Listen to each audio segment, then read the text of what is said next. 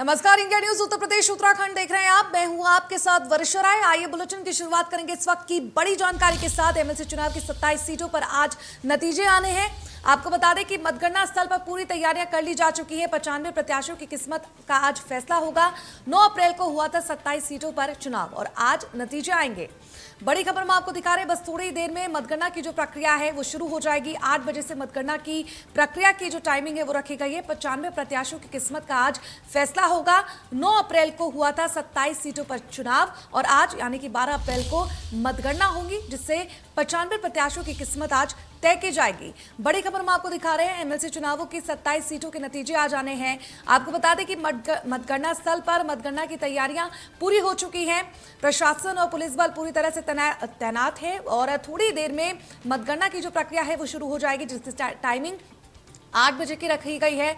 95 प्रत्याशियों की किस्मत का आज फैसला होगा। 9 अप्रैल को हुआ था 27 सीटों पर चुनाव और आज यानी कि 12 अप्रैल को फैसला आएगा। तो बड़ी खबर में आपको दिखा रहे हैं, एमएलसी चुनावों की 27 सीटों के नतीजे आज आने हैं। मतगणना स्थल पर मतगणना की पूरी तैयारियां हो चुकी हैं। पुलिस बल और साथ ही प्रशासन भी तैनात है। थोड़ी देर में मतगणना की प्रक्रिया शुरू हो जाएगी। टाइमिंग 8 बजे रखी गई है।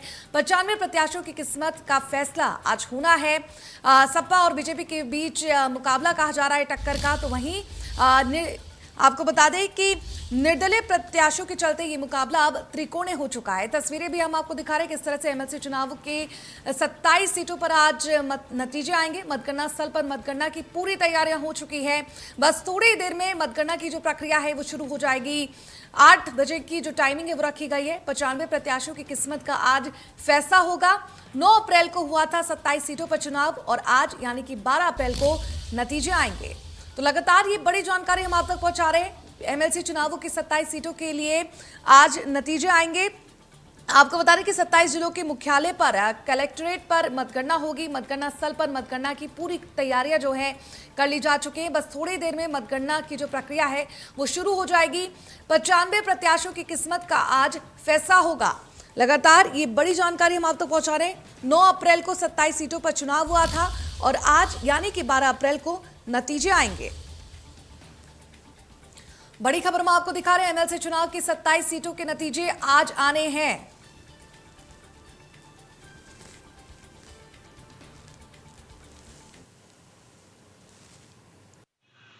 एमएलसी विधान परिषद का 9 अप्रैल को मतदान हुआ था। आज 12 अप्रैल और आज मतगणना है। वहीं आपको हम बताते हैं कि मैं इस बार मौजूद हूँ मतगणना स्थल पर मंडी समिति में। 9 अप्रैल को जो मतदान हुआ था उसके बाद मतपेटिकाओं को यहाँ लाकर प्रशासन की निगरानी में रखा गया था। आज 12 अप्रैल है और मतगणना आज होनी है।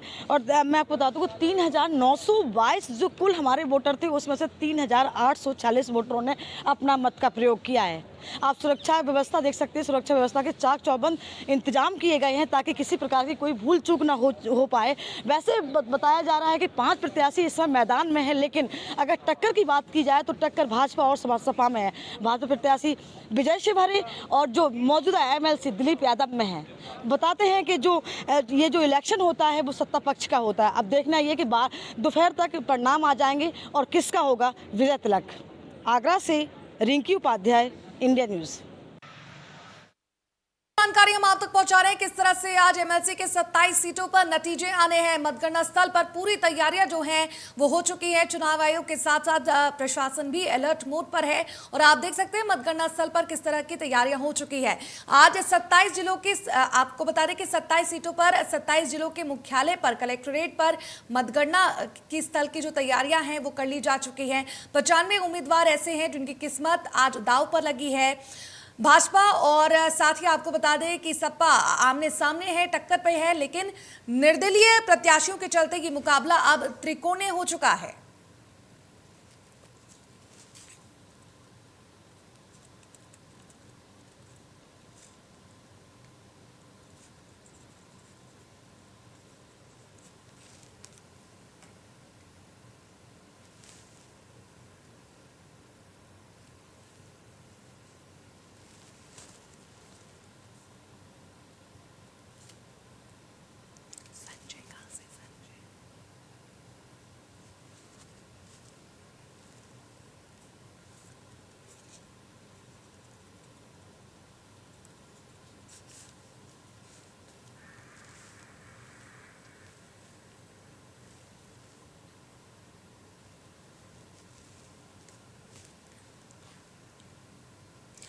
एमएलसी चुनावों के रिजल्ट को लेकर ज्यादा जानकारी के साथ हमारे संवाददाता आकाश और साथ ही आकाश हमारे साथ वाराणसी से जुड़ चुके हैं और संजय मिश्रा हमारे साथ बहराइच से जुड़ चुके हैं। आइए उन दोनों का रुख करते हैं और जानने की कोशिश करते हैं कि किस तरह की जो तैयारियां हैं वो हो चुकी हैं, क्योंकि आज 27 सीटों के लिए 27 जिलों के मुख्यालय पर कलेक्ट्रेट पर मतगणना जो है वो की जा रही है। पूरे जो इंतजाम है, किस तरह से चुनाव आयोग अलर्ट मोड पर है और साथ ही इसके साथ सुरक्षा व्यवस्था के किस तरह के इंतजाम किए गए हैं, इसके लिए ज्यादा जानकारी के लिए रुक करते हैं आकाश का जो हमारे साथ वाराणसी से जुड़े हैं और साथ ही संजय का जो हमारे साथ बहराइच से जुड़े हुए हैं। आज कुल 95 ऐसे प्रत्याशी हैं जिनकी किस्मत जो है वो रिजल्ट आएगा। आपको बता दें कि 95 उम्मीदवारों की जो किस्मत आज वो तय की जाएगी ईवीएम मशीन के जरिए, और साथ ही ये मुकाबला जो है काफी टक्कर का कहा जा रहा है, क्योंकि एक तरफ जो बीजेपी है तो वहीं दूसरी तरफ सपा है, लेकिन निर्दलीय प्रत्याशियों के आने के बाद ये जो पूरा मुकाबला है वो त्रिकोणीय हो चुका है, जबरदस्त हो चुका है। योगी आदित्यनाथ का कहना है कि उनके लिए बहुत जरूरी है कि 36 में से 36 सीटें जो हैं वो बीजेपी के पक्ष में आए। इससे क्या होगा, उनका जो 70 से जो आंकड़ा है वो 80 तक पहुंच जाएगा। इसीलिए बीजेपी भी अपनी ताल ठोक रही, तो वहीं सपा भी इस मुकाबले में खड़ी उतरी है और फ्रंट लाइन पर दिख रही है। तो ये मुकाबला जो है आज वो जबरदस्त होने वाला है। चलिए आइए रुक करते हैं संजय का। संजय बहराइच से हमारे साथ जुड़ चुके हैं। संजय, किस तरह की तस्वीरें आ रही हैं? आज 27 जिलों के मुख्यालय पर कलेक्ट्रेट के पास ये मतगणना की जो स्थिति है वो हो चुकी है, क्या कुछ जानकारी इस खबर पर? देखिए, मैं आपको बताऊं कि इस समय 8:10 हो चुके हैं और मतगणना की शुरुआत हो चुकी है। जो बैलेट बॉक्स है वो लाए गए हैं और 9 टेबल बनाए गए हैं मतगणना को लेकर के। बहराइच की अगर हम बात करें तो बहराइच में 2 प्रत्याशी हैं जिसके बीच कांटे की टक्कर देखी जा रही है। भारतीय जनता पार्टी से प्रज्ञा त्रिपाठी, जबकि समाजवादी पार्टी से अमर यादव जो है वो अपनी किस्मत को आजमा रहे हैं। जहां तक मैं अगर बात करूं मतगणना स्थल पर सुरक्षा की, तो बड़े पैमाने पर पुलिसकर्मी यहाँ पे लगाए गए हैं, पैरामिलिट्री फोर्स के जवान भी यहाँ पे लगाए गए हैं, एसएसबी के जो जवान है वो यहाँ पे लगाए गए हैं। कुल मिलाकर के शांतिपूर्ण तरीके से जो मतगणना है वो करवाने के लिए प्रशासन पूरी तरीके से चाक चौबंद दिखाई पड़ रहा है। सबसे बड़ी बात यह है कि चूंकि कई जगह ऐसे है जहां पर त्रिकोणीय लड़ाई है, लेकिन बहराइच की अगर हम बात करें तो बहराइच में सपा और भाजपा के बीच कांटे की टक्कर देखी जा रही है। मैं अगर आपको वोट की बात बता दूं तो 3759 वोट बहराइच और श्रावस्ती मिलाकर के यहाँ पे कुल मिलाकर के वोट थे, जिसमें 99% तकरीबन वोट पड़े हैं। तो अब देखना यह होगा कि जैसे बैलेट बॉक्स खुलेगा, खुलने के बाद से जैसे मतों की गिनती शुरू होगी, उसके बाद से रुझान क्या आते हैं थोड़ी देर में ही पता चलना शुरू हो जाएगा। हालांकि बताया जा रहा है कि 12 बजे के आसपास तक यह स्थिति क्लियर हो जाएगी कि कौन सा प्रत्याशी जीत रहा है। जी साथ ही संजय ये भी जानना चाहेंगे कि बहराइच की अगर बात करें तो कौन से प्रत्याशी मैदान में उतरे हुए, इस पर कुछ जानकारी? देखिए, अगर हम प्रत्याशियों की बात करें तो समाजवादी पार्टी ने अमर यादव को मैदान में उतारा है, जबकि भारतीय जनता पार्टी ने डॉक्टर प्रज्ञा त्रिपाठी को मैदान में उतारा है। बताया जा रहा है कि डॉक्टर प्रज्ञा त्रिपाठी तकरीबन 10 साल से लगातार राजनीति के क्षेत्र में बीजेपी के लिए काम कर रही थी और उन्हें इस बार एमएलसी का टिकट दिया गया है। और जिस तरीके से दोनों प्रत्याशियों के बीच कांटे की टक्कर देखी जा रही है, क्योंकि जो लड़ाई है वो काफी तीखी बताई जा रही है। देखना यह होगा कि जब अभी मत पेटी जो है वो खुल चुका है, देखना यह होगा कि थोड़ी देर में जब रुझान आने शुरू होंगे तो किसकी स्थिति जो है वो बदलती है। जी साथ ही संजय ये भी जानना चाहेंगे कि कहा जाता है, एक तरह से मिथ भी कहा जाता है कि विधान परिषद में हमेशा सत्ता पक्ष की जीत होती है, इस पर क्या कहेंगे आप? निश्चित तौर पर देखिए, ये चूंकि आज से नहीं है, बहुत पहले से कहा जाता है कि जो भी चाहे ब्लॉक प्रमुख के चुनाव हो या जिला पंचायत अध्यक्ष के चुनाव हो या एमएलसी के चुनाव हो, ये सत्ता पक्ष का चुनाव कहा जाता है। क्योंकि वजह ये होता है कि तमाम तरीके के इसमें हथकंडे अपनाए जाते हैं। लेकिन इस बार जो चुनाव देखा गया है वो साफ तौर पे कहीं न कहीं बुलडोजर का खौफ इसमें दिखाई पड़ा है। साफ तौर पे जिस तरीके से पूरे प्रदेश में बुलडोजर चल रहा है, बाबा का बुलडोजर चल रहा है, जो अपराधियों के ऊपर चल रहा है, उससे लोग कहीं न कहीं जो आरोपी हैं, यानी जो जिन्होंने गलत किया है, उनके मन के अंदर एक दहशत है कि अगर हम जरा सा भी अगर हम गलत करेंगे तो हमारे खिलाफ बुलडोजर चल सकता है। लिहाजा बहुत सोच समझ करके लोगों ने वोट किया है। लेकिन अब सबसे बड़ी बात यह है कि अब मतपेटी खुल चुकी है, देखना यह होगा कि किसके किस्मत का भाग्य जो है वो चमकता है। बिल्कुल संजय, आप हमारे साथ बने रहिएगा, लगातार अपडेट जो है हम आपसे लेते रहेंगे। रुक कर लेते हैं आकाश भी हमारे साथ संवाददाता वाराणसी से जुड़ चुके हैं, उनका भी रुक कर लेते हैं और जानने की कोशिश करते हैं कि स्थिति वहां पर किस तरह की बनी हुई है, क्योंकि 8 बजे से जो रिजल्ट की जो मतगणना है वो आनी शुरू हो जाएगी और उसके लिए जो है सभी बेसब्री से इंतजार है कि आखिर कौन जो है विधान परिषद में जीत दर्ज करता है। रुक करते हैं आकाश का। आकाश, क्या कुछ जानकारी इस खबर पर?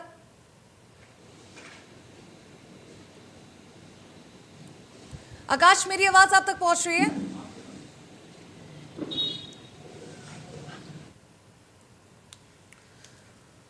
तो तो एक बार फिर से हम कोशिश करेंगे कि हम अपने रिपोर्टर से जुड़े, तब तक रुक करते हैं संजय का।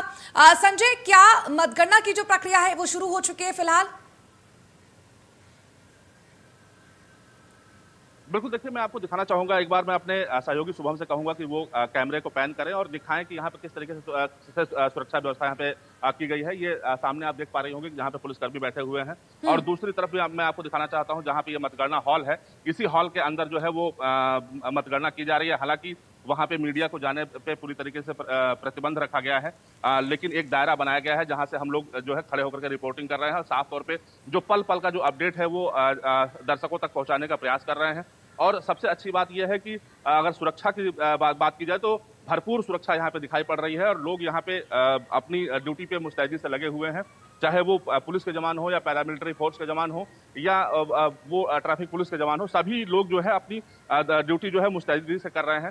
तो देखना ये होगा कि अभी जब कुछ देर के बाद जब ये बॉक्स खुलता है, हालांकि बॉक्स खुल चुका है, माफ कीजिएगा, बॉक्स खुल चुका है और इस समय जो है बैलेट बॉक्सों जो बैलेट जो पेपर है उनकी गिनती शुरू हो चुकी है। कुछ ही देर के बाद जो है रुझान आने शुरू हो जाएंगे और ये स्थिति क्लियर होने लगेगी कि कौन सा प्रत्याशी बढ़त बना रहा है। जी, आप हमारे साथ बने रहिएगा संजय। और गोंडा से हमारे साथ अनुराग भी, हमारे संवाददाता जो हैं वो जुड़ चुके हैं।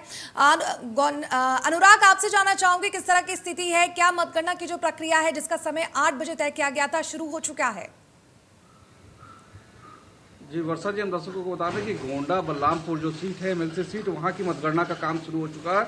लगभग गोंडा में जो टोटल मतदाता थे 49,008 मतदाता थे, जिसमें से 4,824 वोटरों ने इसमें जो मतदान किया है। और यहाँ पर गोंडा जिले में जो भाजपा से हैं अवधेश कुमार सिंह उर्फ मंजू सिंह हैं, उनके बीच में, और समाजवादी पार्टी से भानु प्रकाश त्रिपाठी, इनके बीच में कांटे की टक्कर है। इनके बीच में सीधी लड़ाई देखी जा रही है। वैसे गोंडा में 3 प्रत्याशी थे चुनाव मैदान में, एक आनंद स्वरूप उर्फ पप्पू यादव थे जो निर्दलीय प्रत्याशी थे।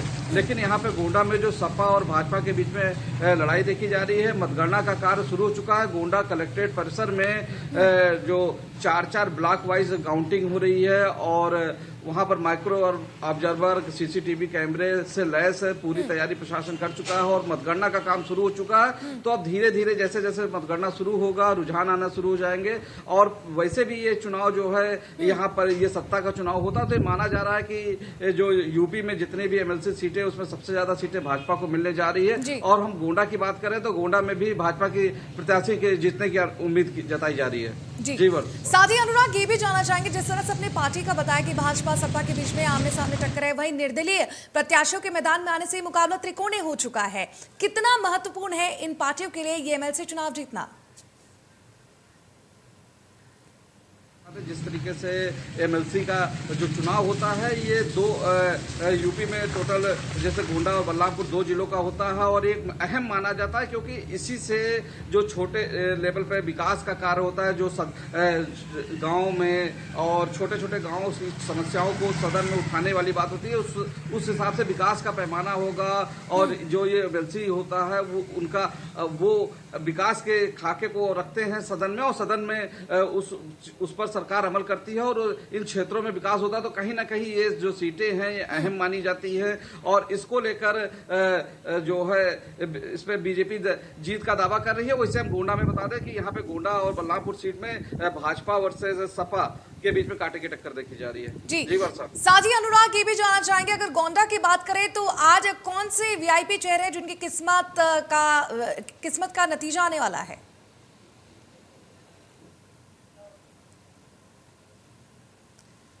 अनुराग, मेरी आवाज आप तक पहुंच रही है? अब भाजपा से जी वर्षा, आज मेरी आवाज जी मिल रही है? दर्शकों को बता दें कि गोंडा में जो अवधेश कुमार सिंह उर्फ मंजू सिंह है भाजपा के प्रत्याशी, ये सपा से पूर्व विधायक भी रह चुके हैं। तो ये इनकी राजनीति में अच्छी पकड़ है और इनकी साख दांव पर। वहीं हम आपको बता दें कि जो सपा से प्रत्याशी है बलरामपुर से के रहने वाले, बलरामपुर जिले के हैं भानु प्रकाश त्रिपाठी, वो व्यवसाय से ठेकेदार हैं और छात्र जीवन से राजनीति करते हैं। तो अखिलेश यादव ने उनको प्रत्याशी बनाया। तो कहीं ना कहीं दोनों के बीच में कांटे की टक्कर देखी जा रही है। जी वर्षा। जी जी अनुराग, ये भी जानना चाहेंगे कि सीएम योगी आदित्यनाथ ये बार बार कह चुके हैं कि हमारे लिए 36 सीटों में से 36 जीतना बहुत ही महत्वपूर्ण है। उससे क्या होगा, 70 में से 80 आंकड़ा जो है हमारा बन जाएगा। तो वहीं दूसरे अगर पार्टियों के बारे में बात करें, किस तरह की स्थिति बन रही है इस चुनाव को लेकर? फिलहाल हमको बता दें, जिस तरीके से 36 सीटों पे ये एमएलसी का चुनाव हो रहा है, तो कहीं ना कहीं इन सभी सीटों पे ज्यादा से ज्यादा सीटों पे भाजपा ही जीत के आने वाली है, क्योंकि ये चुनाव सत्ता का चुनाव माना जाता है। और जिस तरीके से अभी आगामी विधानसभा चुनाव में बीजेपी ने पूर्ण बहुमत प्रचंड जीत हासिल की है, तो उससे अंदाजा लगाया जा सकता है कि इस एमएलसी चुनाव में सबसे ज्यादा सीटें भाजपा को मिलने जा रही है। अगर हम बात करें समाजवादी पार्टी को, तो 1 सीटों से ही उनको संतुष्ट होना पड़ेगा। जी अनुराग, हम हमारे साथ बने रहेगा। और इसी बीच हमारे साथ वाराणसी से हमारे एक और संवाददाता आकाश यादव भी जुड़ चुके हैं। आइए उनका रुख करते हैं।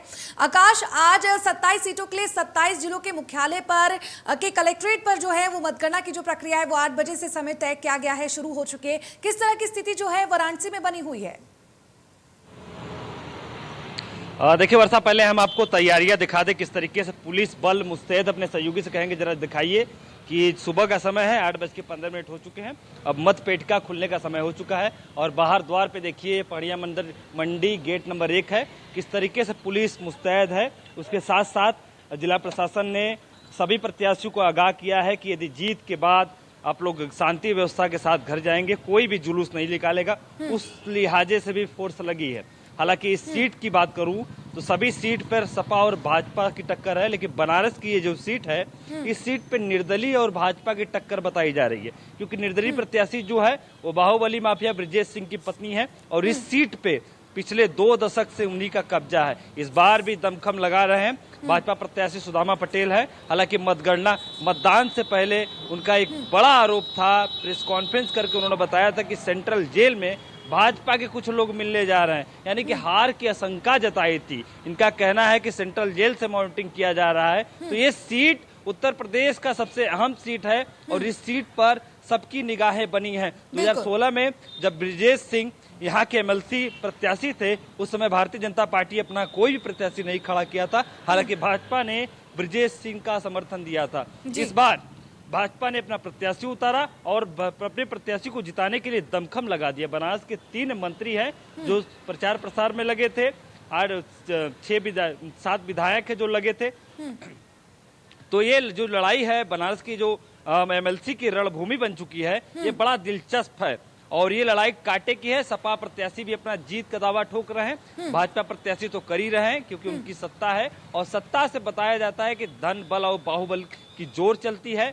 तो भाजपा प्रत्याशी वैसे भी अपना जीत के जश्न मना रहे हैं मतगणना से पहले, लेकिन जो निर्दलीय प्रत्याशी है उनकी भी खुशी कम नहीं है। वो भी जीत का अपने मन में जो आशा है जीत की, वो ठान चुकी है कि इस बार जीत होगा। लेकिन देखना दिलचस्प होगा, शाम 5 बजे तक सारे रुझान जब क्रॉस कर जाएंगे, मतपेटिका खुल जाएंगी, तो ये जब जीत और हार के फैसले होंगे, तो ये देखना बहुत दिलचस्प होगा कि उत्तर प्रदेश की निगाहें इस सीट पे टिकी हुई है। जी साथ ही आकाश, ये भी जानना चाहेंगे, एक और मिथ रहा है कि विधान परिषद में हमेशा सत्ता पक्ष की जीत हुई है। अगर 2004 की बात करें तो मायावती 24 सीटें जीती थी, वहीं 2010 में मुलायम सिंह यादव की सरकार थी तो वह 34 सीटें जीते थे। और वहीं अगर 2016 की बात करें जब अखिलेश यादव मुख्यमंत्री थे तो पार्टी 31 सीटें जीती थी। इस पर क्या कुछ कहेंगे?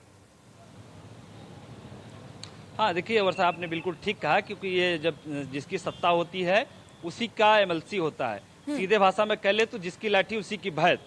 तो समाजवादी पार्टी ने भी हालांकि मतदान से पहले आरोप लगाया था भाजपा पर कि भाजपा अपने धन बल और सत्ते के बल पर प्रत्याशियों को खरीद फरोख्त कर रही है। तो गंभीर आरोप था।